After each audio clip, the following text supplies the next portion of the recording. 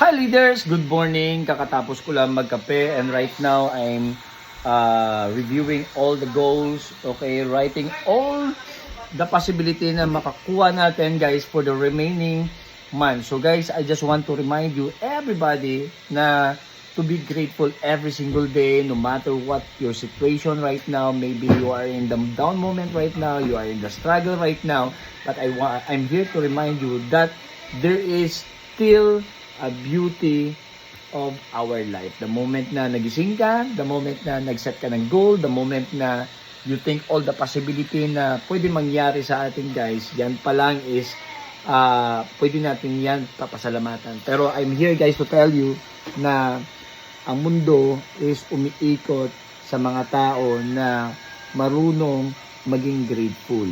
Okay, mas ma-appreciate natin lahat-lahat na nangyayari sa atin the moment na nagiging grateful tayo. And mas na-attract natin yung abundance life, na-attract natin sa paligid natin yung mga mabubuting tao, mga right people, if we start counting all the blessings. Right? So, I'm here guys to tell you, okay, walang imposible kahit ano pa yung sitwasyon mo, ano may yung nangyari mga past failures natin sa buhay.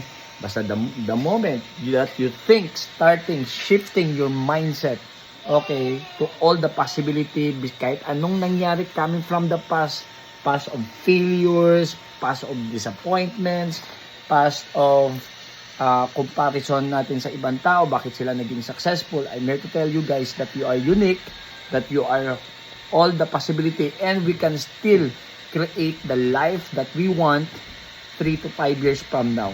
Alright? So, right now, ang tanong ko, if you wanna create again your life, what would it be? What is the life that you gonna create starting today? Alright? So, this is Captain Jem. God bless you.